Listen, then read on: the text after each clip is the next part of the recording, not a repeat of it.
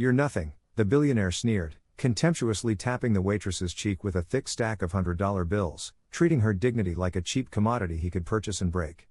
He laughed as she trembled in the middle of the crowded room, believing his fortune granted him ownership of her very soul, but he failed to realize he had just woken a sleeping giant. Watching from the shadows were a Navy SEAL and his dog. And they were about to show him that while money could buy silence, it couldn't buy its way out of a war. The autumn chill in Pittsburgh was a damp, pervasive thing, clinging to the city's steel skeleton and trapping the smells of wet asphalt, river water, and old brick in the narrow alleys of the Strip District. It was the kind of weather that seeped into your bones and demanded surrender, a dense atmosphere that blurred the neon signs of the local bars into watercolor streaks on the glistening pavement. For the tourists stumbling out of brightly lit pubs with plastic cups in hand, the persistent drizzle was an annoyance, but for Caleb Rourke, it was a familiar cloak. Cal was a man who seemed carved from granite and silence, his movements efficient and deliberate, betraying a past written in the harsh language of combat. He was a Navy SEAL on mandatory leave, a warrior trying to navigate the foreign terrain of peace, his broad shoulders carrying invisible burdens and his eyes, the color of a stormy sea, constantly scanning for threats that weren't there. Tucked close to his left heel, moving with the synchronized precision of a shadow, was Kaiser, a German shepherd of imposing size and formidable intelligence. Kaiser's coat was a mix of sable and deep black, his ears swiveling like radar dishes to register every sound in the chaotic symphony of the street. He was no pet, but a partner, a retired MWD who had saved Cal's life more times than the soldier cared to count, his body bearing the small, silvered patches of fur where scars had healed over old wounds. They turned off the main drag, seeking refuge from the chaos of bachelorette parties and cover bands, ducking into a quieter alley where the shadows were deeper and the air smelled faintly of roasted coffee. Their destination was an unassuming establishment called the Iron Flask, a blues bar that looked as if it had been leaning against the adjacent building for a century, held up by sheer will and history. The sign over the door flickered with a rhythmic, lazy buzz. A neon bottle tipped and poured in an endless loop. Cal pushed open the heavy wooden door, a brass bell above announcing their arrival with a soft, clean chime that was immediately swallowed by the mournful cry of a harmonica. Inside, the air was cool and smelled of polished beeswax and aged whiskey. The light was dim, amber-colored, casting long, soft shadows that danced along walls hung with black and white photographs of blues legends. It was a place that demanded reverence, a sanctuary for lost souls and weary travelers. Cal led Kaiser to a secluded booth in the far corner, a vantage point with a clear view of the entrance and the entire room, a habit he could never shake. The bar was sparsely populated, mostly with locals nursing drinks and letting the music wash over them. On the small stage, an old man with skin like wrinkled parchment played the harmonica, his eyes closed, pouring a lifetime of sorrow and joy into the smoky air. Cal let out a breath he felt he'd been holding since he stepped off the plane, his hand resting absently on Kaiser's massive head. The dog sat at a perfect parade rest, his posture relaxed but his eyes ever watchful, observing the room with a stoic calm. That's when Clara Mayhew drifted into their view. She moved between the tables with a practiced grace that defied her obvious exhaustion, carrying a tray of drinks with the elegance of a dancer.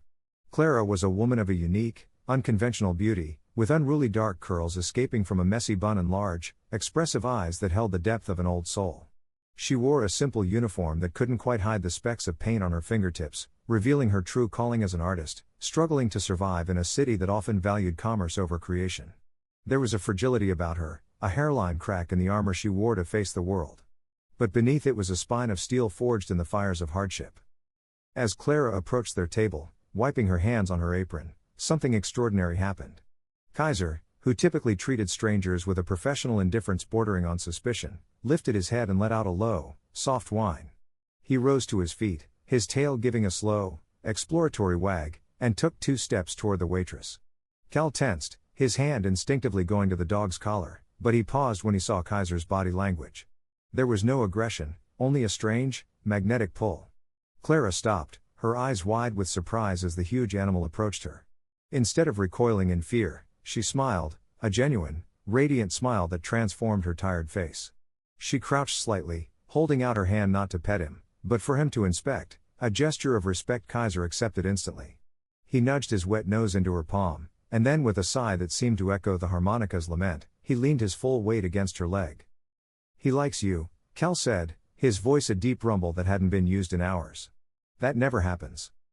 Clara looked up at Cal, her hand now buried in the thick fur behind Kaiser's ears. "He looks like he carries the world on his shoulders," she said softly, her gaze shifting from the dog to the man, just like his owner. For a moment, the three of them existed in a private bubble of connection, a silent acknowledgement of shared burdens. Cal felt an odd loosening in his chest, a crack in the wall he'd built around himself. He ordered a black coffee, and Clara lingered a moment longer than necessary, scratching Kaiser's favorite spot before returning to the bar. The connection was tenuous, thin as a spider's silk, but it was there. Cal watched her go, noticing the slight slump of her shoulders when she thought no one was looking. He knew that posture.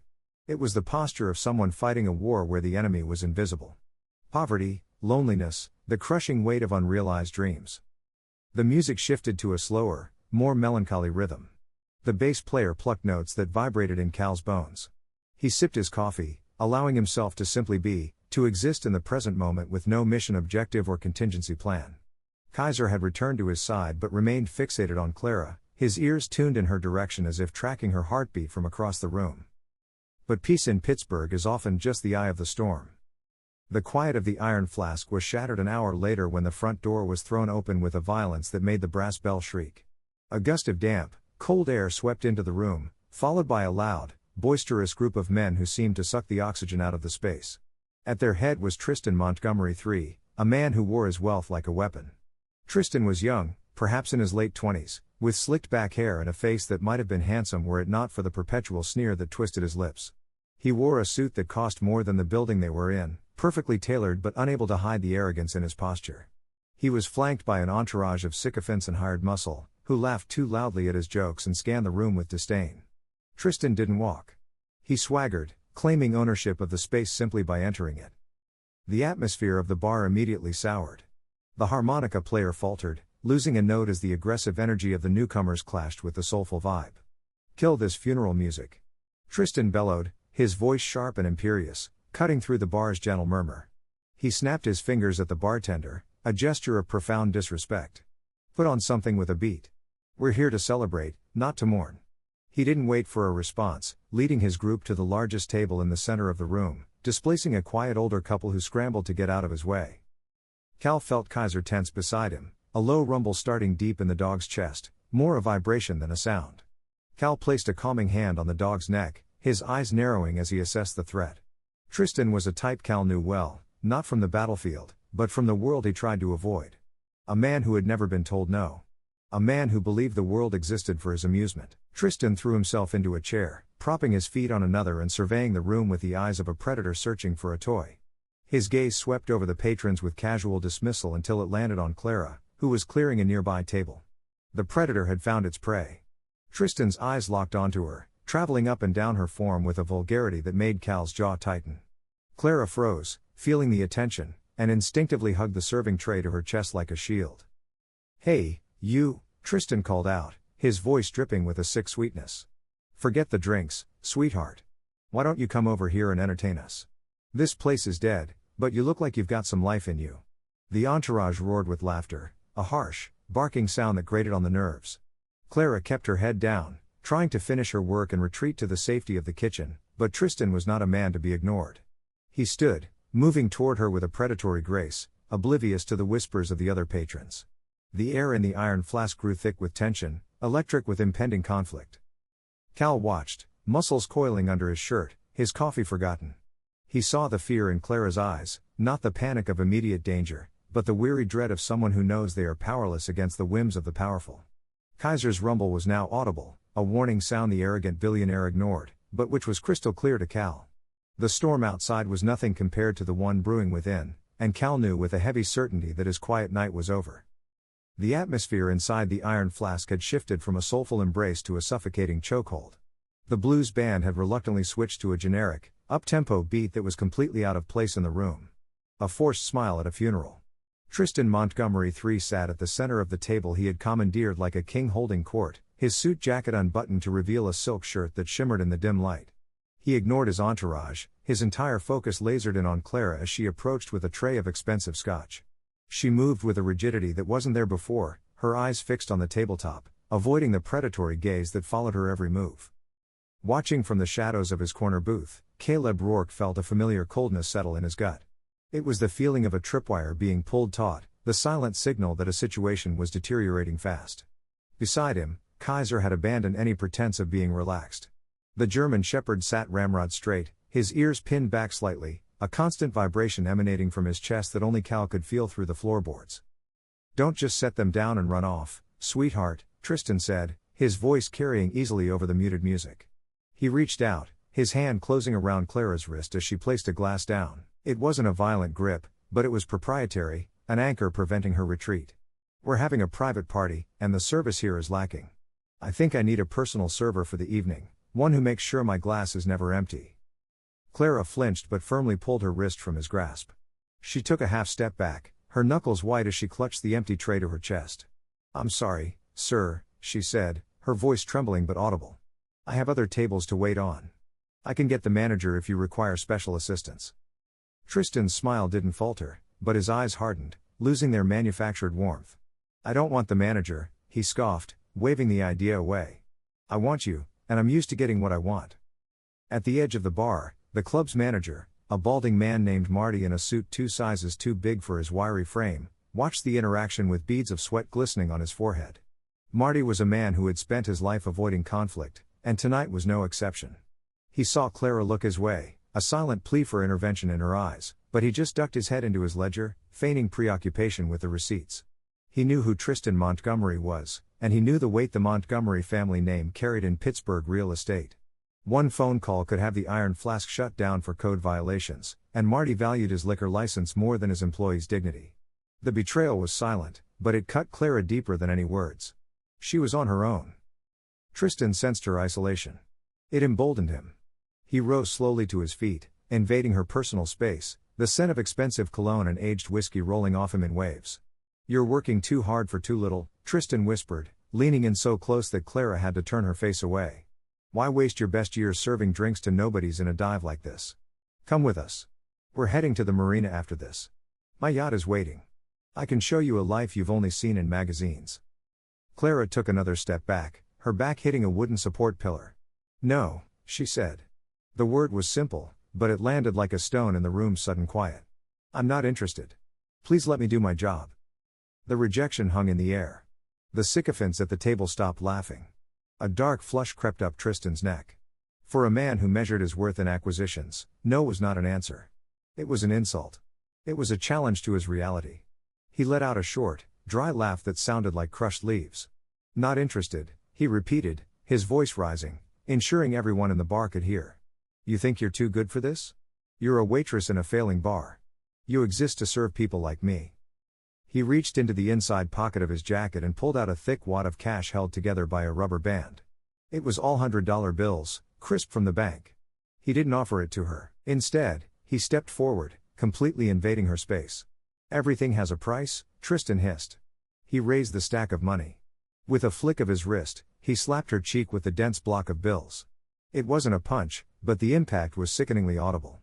A flat, wet thwack of paper on skin. He did it again, tapping her face in a rhythmic, patronizing motion. "One of these is more than you make in a week. Is that enough to buy a smile, or do I need to purchase your self-respect, too?" Clara stood frozen, the physical sting on her cheek nothing compared to the searing humiliation that flooded her veins. Tears welled in her wide eyes, blurring her vision. But she bit her lip so hard she tasted iron, refusing to let them fall. She refused to reach for the money. She stood her ground, a statue of tragic dignity, while the room watched in paralyzed silence. That silence was broken not by a shout, but by an action. Cal was out of the booth before the third slap could land. He didn't run. He flowed across the room with the terrifyingly controlled speed of a predator closing distance. He covered the 20 feet between his corner and the center table in what felt like a blink. Just as Tristan raised his hand for another mocking slap, Cal was there. His hand, scarred and calloused, shot out and clamped down on Tristan's wrist. It wasn't a struggle. It was a vice. He applied pressure to a nerve cluster, immobilizing Tristan's arm in midair. The stack of cash fell from Tristan's numb fingers, scattering across the grimy wooden floor like fallen leaves. Tristan gasped, astonishment replacing arrogance as he tried to yank his arm back, but he might as well have been trying to uproot a tree. He looked up, ready to scream a threat, but the words died in his throat. Standing beside Cal was Kaiser. The German shepherd had moved with his master, and now he stood between Clara and the table, the hackles on his back raised in a ridge of primal aggression. He wasn't barking. He simply looked at Tristan and emitted a low growl that sounded like tectonic plates grinding together. His lips curled back to reveal a set of teeth designed for crushing bone. His dark eyes were locked on Tristan's throat. "Let go of me," Tristan stammered, his voice jumping an octave, the pain in his wrist radiating up to his shoulder.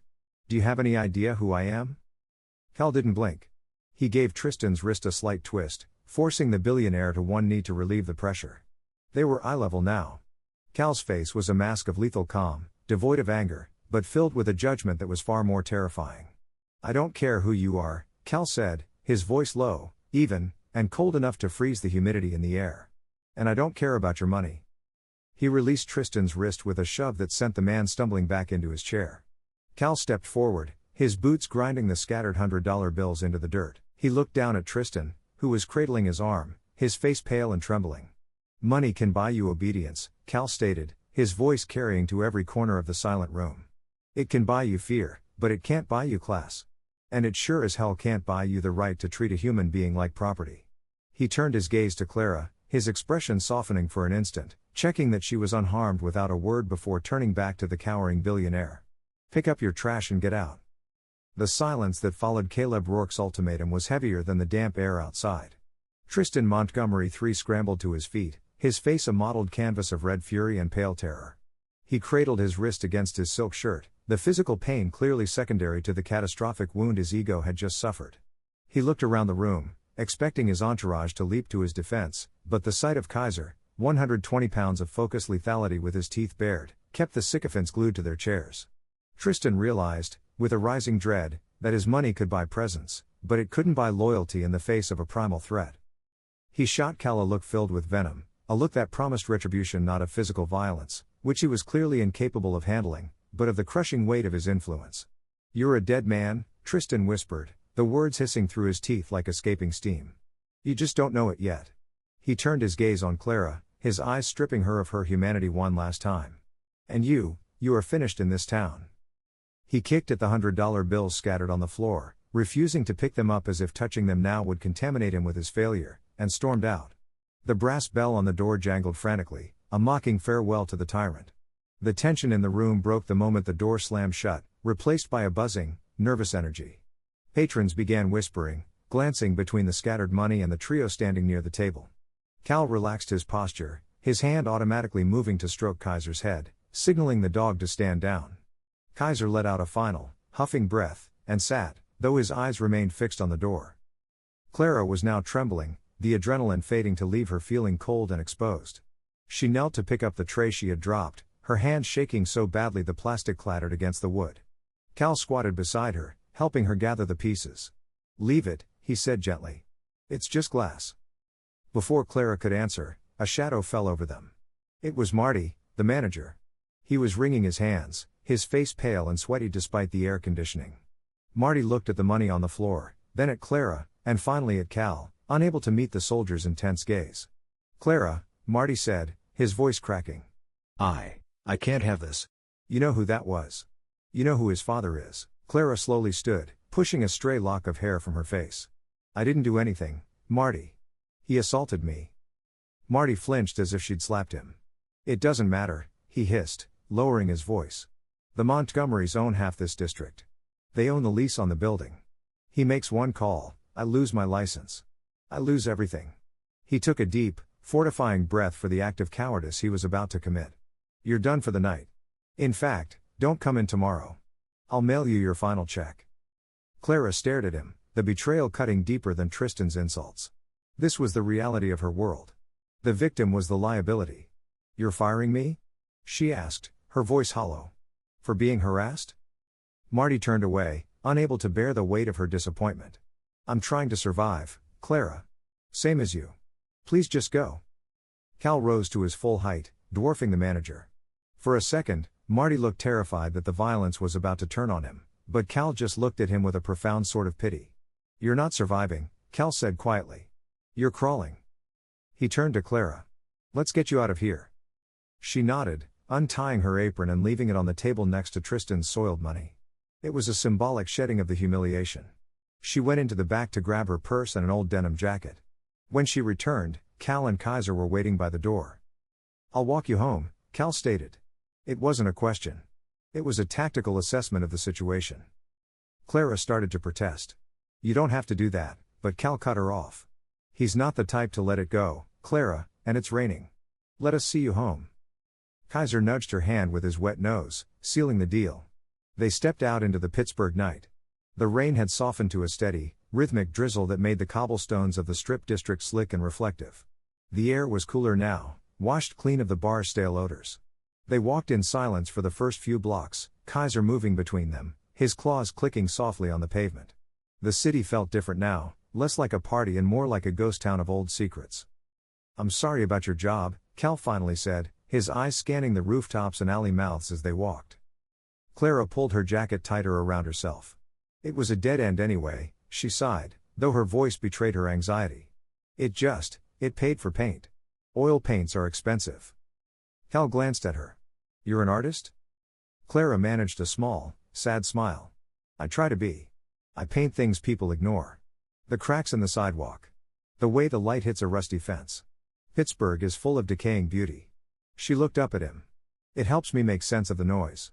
When I paint, the world stops screaming. Cal nodded, understanding the sentiment more than she could know. I get that, he murmured. The noise. Clara looked at him, curious. Is that why you were in the corner, hiding from the noise? Cal hesitated. He rarely talked about the transition, the whiplash of moving from the hyperfocus of combat to the aimless drift of civilian life. Something like that, he admitted. Over there, everything has a purpose. Every sound means something. Here, it's just chaos. People talking about nothing, worrying about things that don't matter. It's hard to tune it out. Hard to convince your brain you don't need to be ready for a fight every second. He looked down at Kaiser. He helps. He hears everything before I do. If he's calm, I know I can be calm. Mostly. Clara looked at the big dog with a new appreciation. He's your anchor, she said softly. And you're his. They turned onto a quieter residential street, lined with old maple trees whose branches curtained the road. The streetlights here were sparse, casting long, distorted shadows. The conversation had lowered the walls between them, creating a fragile intimacy born from shared brokenness. Clara was about to ask him about his time in the service when Kaiser stopped dead. The change was instantaneous. The dog froze mid-stride, his head low, the fur along his spine rising in a jagged line. A low, guttural growl rumbled deep in his throat, directed not at anything in front of them, but into the darkness behind. Cal didn't ask what was wrong. He reacted. He took Clara's arm, pulling her gently but firmly off the center of the street and into the shadow of a large oak tree. Keep walking, he whispered, his voice shifting back into the cool, commanding tone of a seal. But stay close to the trees. What is it? Clara whispered, panic rising in her chest. Don't look back, Cal ordered. He used the reflection in a parked car's side mirror to scan the street behind them. At the far end of the block, a black SUV was slowly turning the corner without its headlights on. It was moving at a crawl, loitering. It wasn't a police car, and it certainly wasn't a tourist looking for directions. It was a predator. Cal recognized the type. Expensive, heavy, tinted windows, the kind of vehicle a man like Tristan Montgomery would have in his fleet, or the kind his hired muscle used for intimidation. We've got a tail, Cal said, his jaw tight. He tactically assessed the situation in a split second. They were 4 blocks from her apartment. The street was empty. If the vehicle accelerated, they'd be vulnerable in the open. Is it him? Clara asked, her voice trembling. Is it Tristan? Cal watched the creeping vehicle. It stopped when they stopped, waiting. It was a psychological game. He's a small man with a lot of money, Cal said, his eyes narrowing as he calculated the distance to the nearest alley. He couldn't beat me in the bar, so he's trying to scare you. He wants you to know he can get to you. Cal felt a surge of anger, not the hot anger of a bar fight, but the cold, persistent rage of a soldier seeing an innocent threatened. Tristan Montgomery wasn't just a spoiled brat. He was a threat that needed to be neutralized.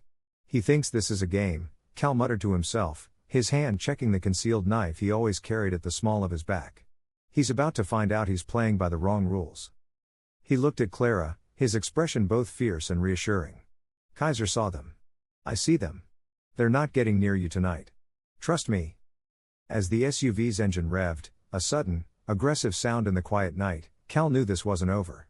The slap with the money had just been the opening move. The war had followed him home. The morning sun in Pittsburgh often brought a promise of renewal, burning through the river fog to reveal the vibrant colors of the city. But for Clara Mayhew, the daylight only highlighted the slamming of doors. She sat on the edge of her unmade bed, phone pressed to her ear, listening to the dial tone that followed yet another rejection. She had called 5 restaurants since 8 a.m., places where she knew the managers, places that were always short-staffed. The response was identical, a pre-rehearsed script delivered with varying levels of apology and fear. "We can't help you, Clara," the manager of a small diner on the south side had whispered, his voice low as if he feared the phone line was tapped. "The word came down this morning. Anyone who hires you loses their lease renewal or faces a surprise health inspection. It's the Montgomery Corporation. They've blacklisted you." Clara lowered the phone, her hand trembling. It wasn't just a firing. It was an erasure. Tristan Montgomery wasn't content to remove her from his presence. He was going to starve her out of the city. She looked around her small studio apartment, a cramped space filled with the smell of turpentine and drying canvas. It wasn't much, but it was her sanctuary, the one place she felt she owned her own soul. A loud, insistent knocking at her front door shattered the heavy silence. Clara jumped, her heart hammering against her ribs. She opened the door to find Mrs. Petrovic, her landlady, a stout, elderly woman with unnaturally red hair and a face usually creased in a kind smile. Today, however, Mrs. Petrovic looked like she'd seen a ghost. She wouldn't meet Clara's eyes, wringing her hands in her floral apron. "I'm so sorry, dear," Mrs. Petrovic said, her voice choked with unshed tears. "You have to go. Now." Clara blinked, confusion warring with a rising panic. "What?"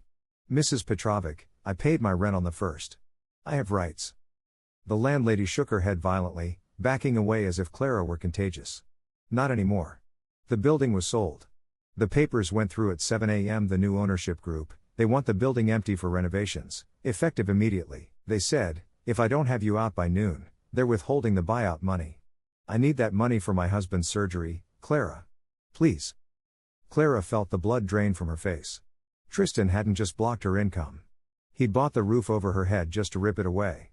It was a display of resources so vast and petty it was almost impossible to comprehend.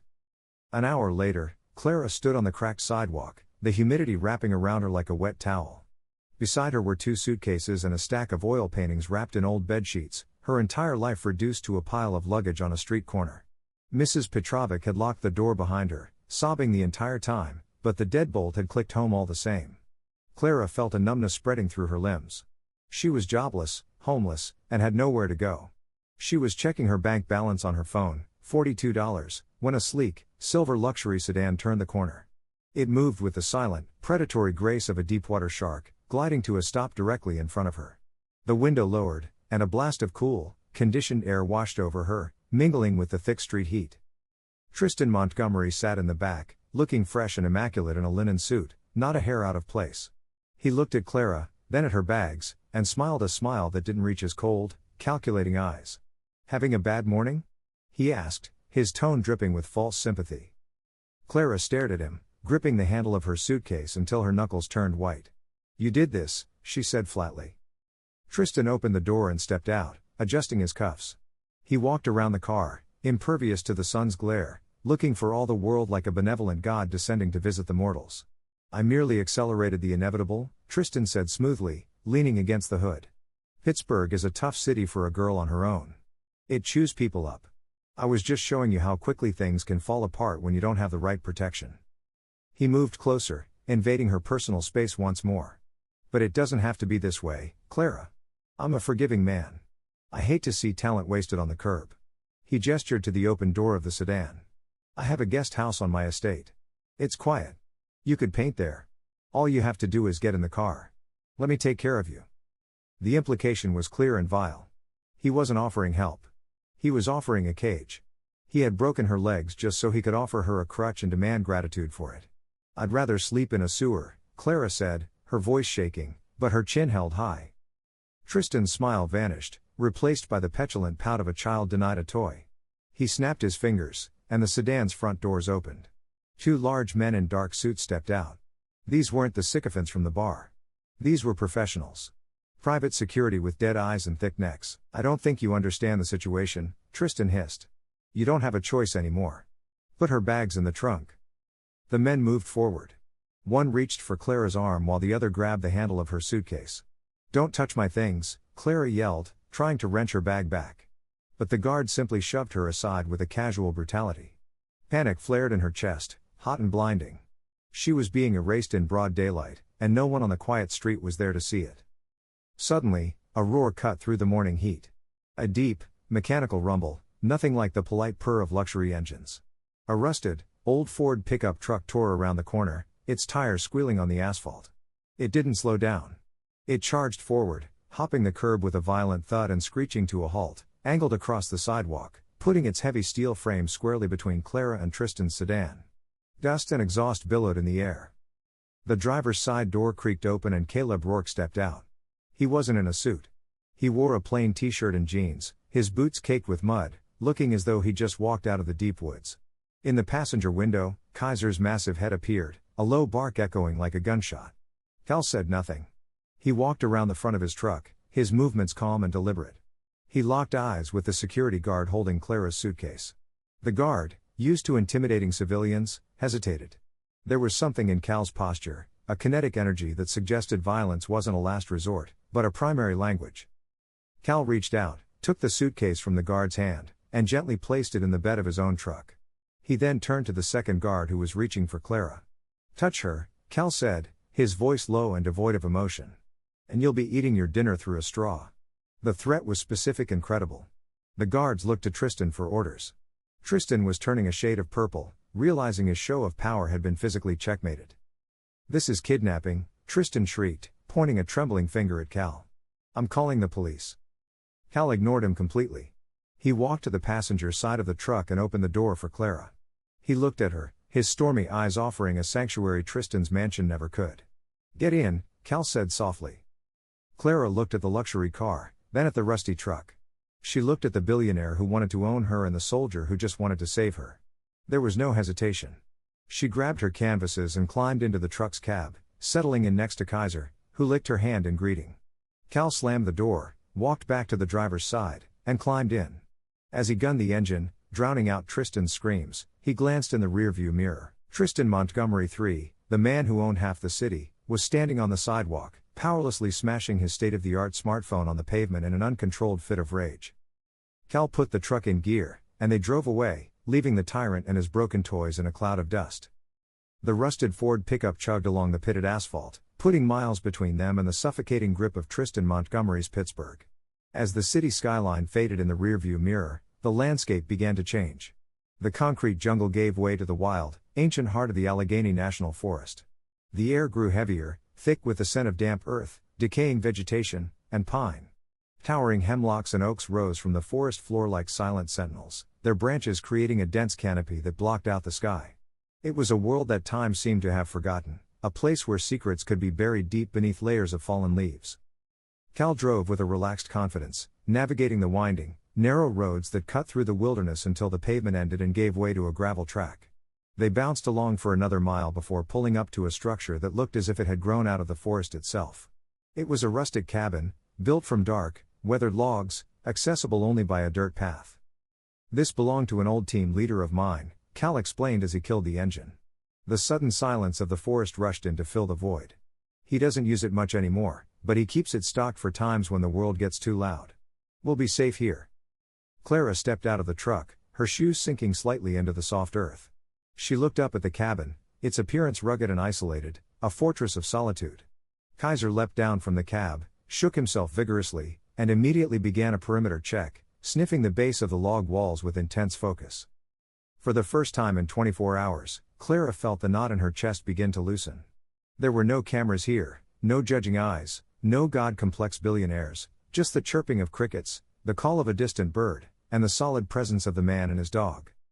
Inside, the cabin was Spartan but functional, smelling of cedar and gun oil. While Cal busied himself checking the generator and securing the windows, Clara found a quiet corner near a window overlooking a dense, green ravine. She took out a few of her saved canvases and a charcoal stick. She needed to do something with her hands, something to process the shock of the morning. She began to sketch.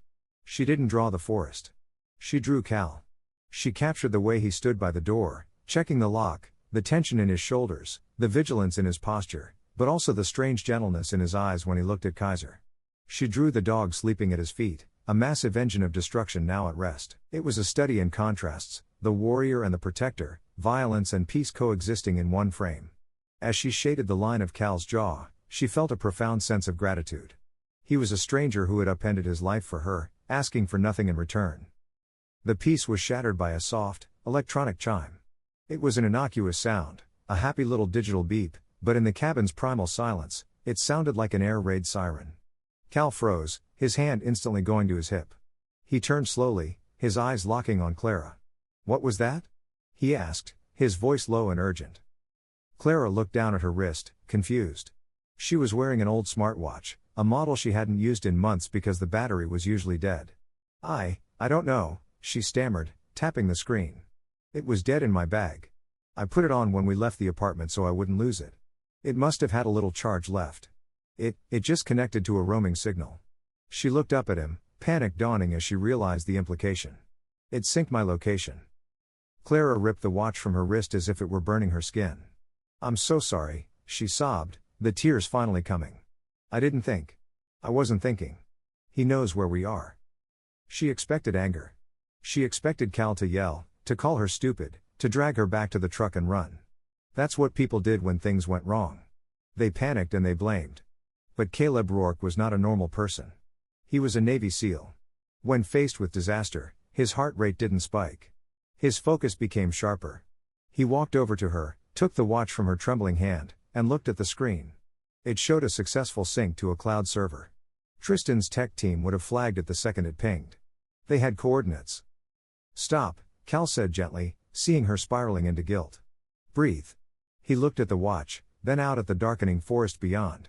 A small, cold smile touched his lips, an expression that didn't reach his eyes. "You didn't make a mistake, Clara. You gave us an advantage."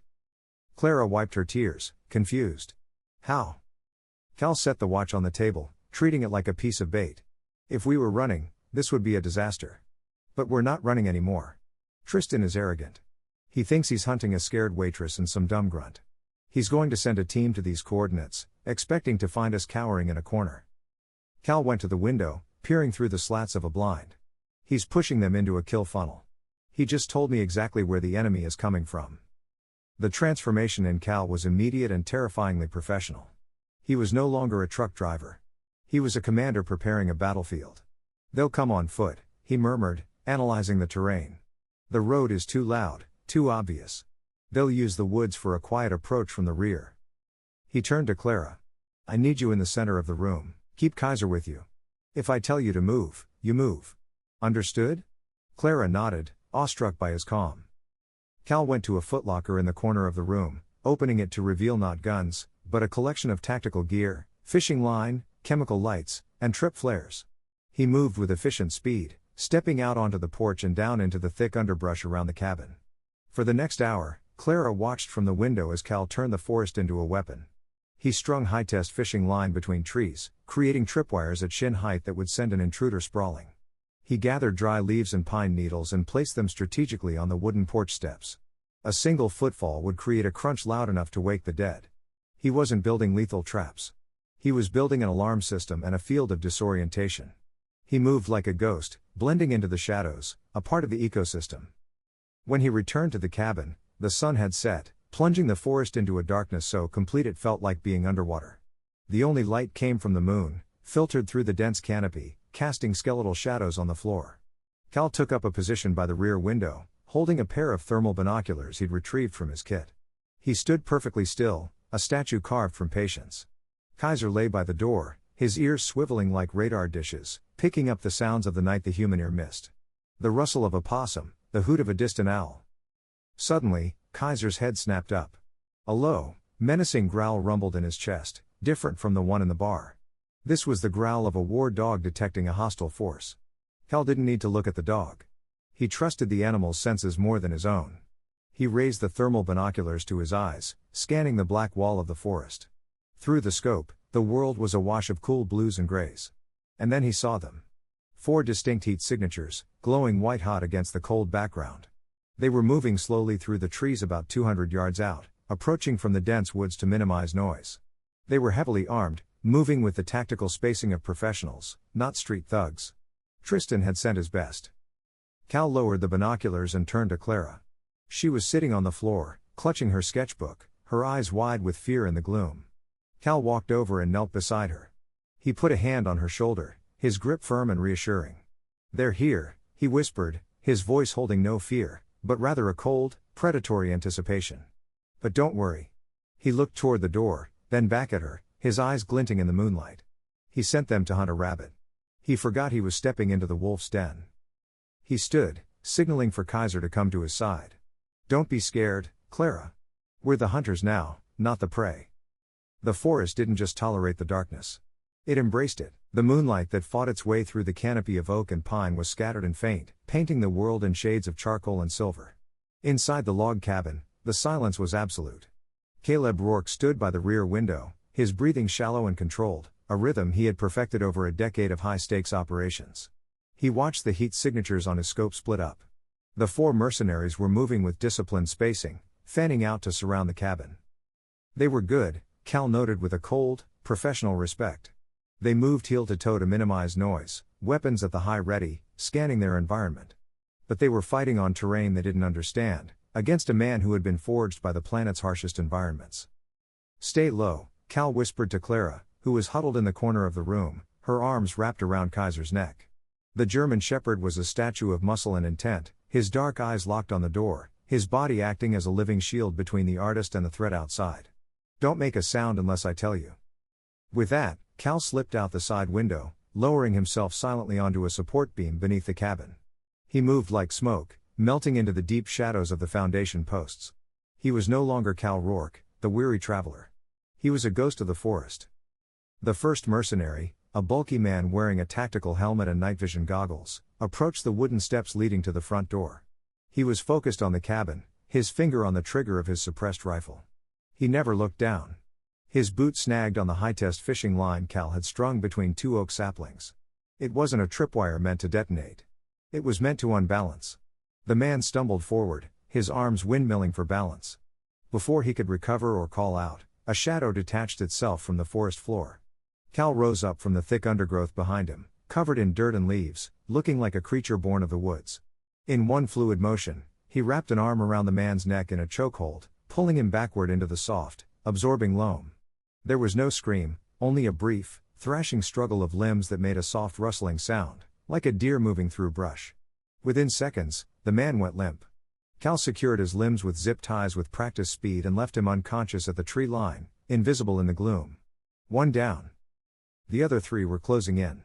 The team leader, a man named Vance with a jagged scar running down his left cheek who moved with the hard economy of an ex-Special Forces operator, held up a fist, signaling his team to halt. He tapped his earpiece. "Delta 2, report," Vance whispered. "Static." "Delta 2. Vance's eyes narrowed behind his goggles. He felt the shift in the air. "Contact rear," he hissed. "We've got a ghost." Switch to thermals. Inside the cabin, Clara heard the soft rustling and the tense silence that followed. She crawled to the window, peeking through a crack in the blinds. She saw 2 shadows moving toward the side of the house where Cal had exited. They were hunting him. Panic flared, hot and sharp, but she remembered Cal's words. "We're the hunters." She looked around the room, her eyes landing on a heavy cast iron skillet hanging on the wall near the back door, on the opposite side of where Cal was. An idea formed, reckless and terrifying. She grabbed the skillet and a metal ladle. Kaiser watched her, confused, but held his position. Clara took a deep breath, opened the back window just a crack, and threw the ladle into the darkness as hard as she could. It clanged against a rusty metal barrel out back, the sound ringing out like a gunshot in the quiet night. "Contact right, flanking," one of the mercs yelled, spinning toward the sound. The diversion worked perfectly. The 2 men turned their backs on the forest to face the noise, breaking their formation. It was the opening Cal needed. He surged from the tree line again, this time at the closest man. He didn't use a weapon. He used the man's own momentum, sweeping his legs and slamming his face into the trunk of a pine tree with a sickening thud. The man dropped instantly. The 3rd mercenary spun back around, bringing his rifle up, but he was too slow. Cal was already inside his defensive arc, driving the heel of his palm into the man's solar plexus, emptying his lungs, following it with a precise chop to the carotid artery. The man crumpled, gasping for air that wouldn't come before he passed out. Now it was just Vance. The leader stood on the wooden porch, his rifle sweeping the shadows. His heart rate was elevated but controlled. He recognized that his team had been dismantled. He was alone. "Show yourself, you coward!" Vance roared, his voice echoing over the woods. "You think the dirt is going to save you?" "It's not the dirt you should be worried about," a voice said from directly underneath the porch. Vance fired a burst through the wooden planks, splinters flying. But Cal was already moving. He vaulted over the railing, landing on the porch 5 feet from Vance. Cal was covered in black earth, his eyes the only clean thing on his face, glowing with a cold intensity. Vance dropped his rifle, useless at this range, and drew a combat knife. "You're the SEAL," Vance snarled, circling. "Montgomery is paying a lot for your head." "Montgomery isn't paying you enough to die," Cal replied calmly. Vance lunged, the knife slashing through the air. Cal didn't retreat. He stepped into the attack, blocking Vance's wrist with his forearm while driving his knee into the man's midsection. Vance grunted but didn't fall. He was tough. He threw a headbutt at Cal, a brutal, desperate move. Cal staggered back a step, tasting blood, but he didn't lose focus. As Vance lunged again, Cal sidestepped, grabbed the man's extended arm, and used the slick surface of the porch against him. He leveraged Vance's own weight, throwing him over his hip. Vance hit the wood hard, the air exploding from his lungs. Before he could scramble up, Cal was on him, locking him in a rear naked choke. "Go to sleep," Cal whispered. Vance struggled, clawing at Cal's arm, but the hold was iron. Seconds later, the fight was over, and the forest was quiet again. Kaiser let out a single bark from the doorway, a signal that the house was secure. Clara rushed out onto the porch, trembling but safe. She looked at the unconscious men scattered around the property, then at Cal, who was wiping mud from his face. "Are you okay?" she asked, her voice shaky. I threw the ladle. I was trying to help." Cal looked at her, a rare, genuine smile breaking through the grime. "You did good, Clara. You turned them right when I needed you to." He knelt beside the unconscious Vance and went through the merc's pockets until he found a ruggedized smartphone. He took Vance's thumb and pressed it to the sensor to unlock the device. The screen lit up the darkness, showing an impatient string of texts from a contact labeled a wallet. "Tristan Montgomery. Is it done yet? Report. I want a picture of the body." Cal looked at the message, feeling the weight of Tristan's arrogance. He opened the camera, took a picture of the dark, ambiguous, and ominous-looking forest floor, then typed a reply. He made sure to mimic the clipped, professional tone of a mercenary. "Target eliminated. Clean kill. No body to find in these woods. We have the girl. She's secure and unharmed. Bringing her to you as requested. ETA 2 hours." He hit send. A moment later, the reply bubble appeared. "About damn time. Bring her to the gala. Use the rear entrance. Well done." Cal stood up, tossing the phone onto Vance's chest. "He bought it," Cal said, looking at Clara. "He thinks he won. He thinks you're coming to him as a prisoner." Clara wrapped her arms around herself, looking at the fallen men. "So, what do we do now?" she asked. Cal looked toward the horizon, where the city lights were a faint glow. "Now," he said, "we go to a party." The Montgomery estate was a monument to excess, a sprawling neoclassical mansion perched on the highest hill in Sewickley Heights, looking down on the rest of Pittsburgh, both geographically and metaphorically. Tonight, the estate was ablaze with light. Massive crystal chandeliers in the grand ballroom cast a golden glow over the city's elite. It was the annual Montgomery Foundation Gala, a charity event that was less about philanthropy and more about tax write-offs and social preening. Tristan Montgomery III stood in the center of the room, holding a flute of vintage champagne, basking in the admiration of the crowd. He wore a tuxedo that cost more than most people's cars, his hair slicked back, his smile practiced and predatory.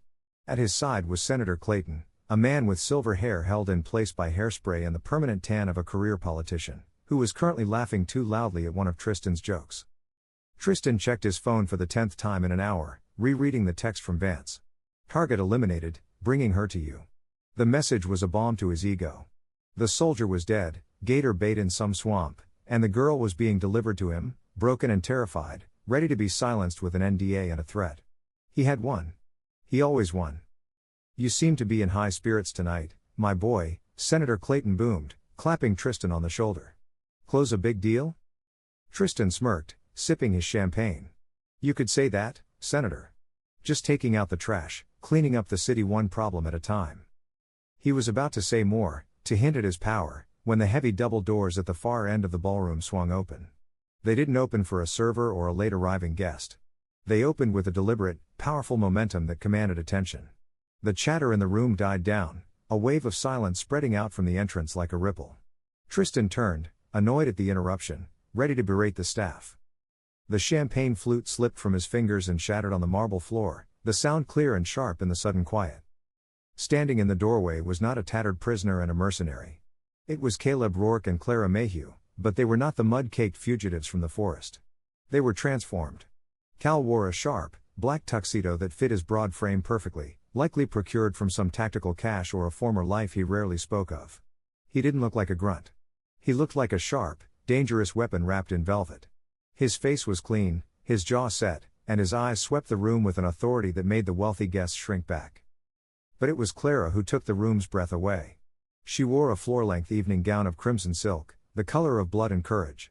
Her dark curls were swept up, revealing the elegant line of her neck, and her head was held high. She didn't look like a waitress. She looked like a queen returned from exile to reclaim her throne. Kaiser walked beside them, off-leash but at a perfect heel, his coat brushed, wearing a service vest that identified him as a working dog, granting him legal access to the space. The trio moved into the room, the crowd parting for them automatically, compelled by the sheer gravity of their presence. Tristan felt the blood drain from his face, leaving him cold and dizzy. He blinked, certain he was hallucinating. Vance said target eliminated. Vance said it was a clean kill. Ghosts, his mind whispered irrationally. They were ghosts come for revenge. But then Cal locked eyes with him from across the room. The look was cold, hard, and very much alive. Panic, hot and blinding, replaced the shock.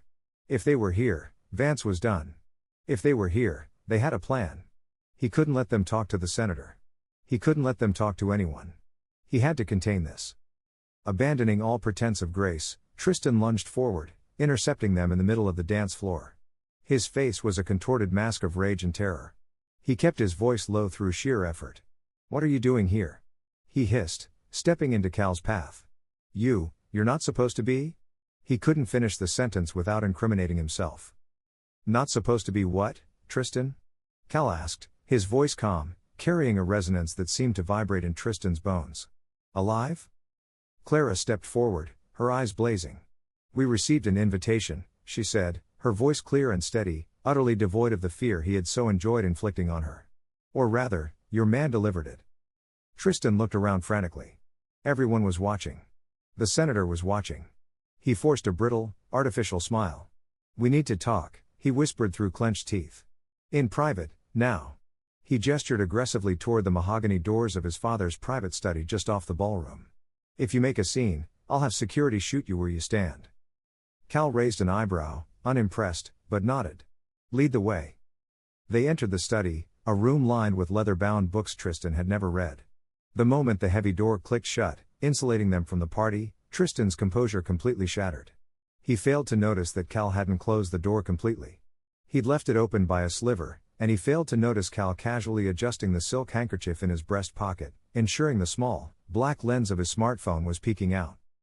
Tristan spun around, his hands shaking, his face purple with rage. "How are you alive?" he screamed, his voice cracking. "I saw the text. Vance said he killed you. He sent me a picture." He paced the room like a caged animal, kicking a leather ottoman. "I hired the best. I paid that scar-faced moron $50,000 to put a bullet in your head and dump you in the woods. 50,000. Clara stood by the fireplace, watching him unravel. "You tried to have us killed because I wouldn't sleep with you?" she asked quietly, pouring fuel on the fire. Tristan laughed, a wild, unhinged sound. "Because you are nothing," he roared, pointing a trembling finger at her. "Because I am Tristan Montgomery, and nobody tells me no. I own this city. I own the cops. I paid to have you thrown out of your home. I had you blacklisted. And when you still wouldn't break, I paid to have this soldier erased. And you're still here." He grabbed a crystal whiskey decanter and hurled it against the wall, where it exploded. "I will bury you. I will spend every last cent of my inheritance to make sure you rot in a hole. Do you hear me? I ordered a hit, and I'll do it again." The silence that followed his tirade was absolute. Tristan stood panting, his chest heaving, expecting them to cringe. Instead, Cal just looked at him with an expression of utter satisfaction. "We hear you, Tristan," Cal said softly. "And so does everyone else." He reached into his pocket and pulled out his phone, turning the screen toward Tristan. It was showing a live video feed. The viewer count was climbing into the thousands. The comments were scrolling too fast to read. But more importantly, the feed was connected via Bluetooth to the estate's audiovisual system. Through the crack in the door, the amplified sound of Tristan's own voice echoing from the ballroom speakers was suddenly recognizable in the study. "I paid that scar-faced moron $50,000 to put a bullet in your head." The reality of his exposure hit Tristan like a physical blow. He staggered back, his knees hitting the edge of the desk. He looked at the phone, then at the door, then out the window where he could see guests on the terrace looking back at the house in horror. He hadn't just confessed to two people. He'd confessed to the senator, to his board of directors, to the press, and to the entire internet. He had detailed a murder-for-hire plot. The color drained from his face until he looked like a corpse. "No," he whispered, the fight leaving him instantly. "No, no, no." Cal stepped closer, looming over the broken billionaire. "You were right about one thing, Tristan," Cal said, his voice cold and final. "You can't buy everything. You can't buy silence when the whole world is listening." The quiet in the mahogany-paneled study was broken not by Tristan's screams, but by the sound of sirens converging on the estate from all directions. It was a dissonant symphony that cut through the humid night air, drowning out the jazz music from the ballroom and the shocked whispers of the guests. Tristan Montgomery stood frozen against his father's desk, his face a mask of ghostly pallor, staring at the phone in Cal's hand as if it were a loaded gun. The live stream was still active, the comments a scrolling blur of outrage and schadenfreude. "It was a joke," Tristan stammered, his voice a reedy whisper, his eyes darting around the room like a trapped rat. I was just bragging. It wasn't real." Cal didn't respond. He simply stepped aside as the heavy double doors were kicked open, splintering the lock. It wasn't the local police Tristan had bragged about owning minutes earlier. It was a tactical team in windbreakers marked FBI. At their head was Special Agent Miller, a man who looked carved from limestone with a salt and pepper crew cut and eyes that had seen every flavor of human corruption. Miller walked straight past Cal, giving him a single, acknowledging nod, a silent recognition of the tip Cal had called in right after securing Vance, and stopped in front of Tristan. "Tristan Montgomery," Miller said, his voice a granite slab of authority. "You're under arrest for conspiracy to commit first-degree murder, wire fraud, and federal racketeering." Tristan gaped, looking toward the open doors where Senator Clayton was frantically trying to melt into the crowd and disappear. "Senator," Tristan pleaded, reaching a hand toward his powerful ally. Tell them who I am." But the senator didn't look back. Political survival was faster than loyalty, and the SS Montgomery was sinking fast. Agent Miller spun Tristan around, wrenching his wrists behind his back. The metallic click of handcuffs echoed in the room, a sound of finality that signaled the end of an era. "We have the confession, Mr. Montgomery," Miller stated dryly. "And thanks to Mr. Rourke here, we have the phone from your hired gun, Vance. We have the text logs, the bank transfer records, and the GPS data. You didn't just leave a paper trail, son, you paved a 4-lane highway." As Tristan was led from the study and through the ballroom, the same guests who had toasted his success now held up their phones, documenting his fall. The camera flashes were blinding, a strobing spotlight of public humiliation. Tristan Montgomery, the young king of Pittsburgh, was dragged from his castle, not as a ruler, but as a felon, weeping and pleading to a world that had finally stopped listening.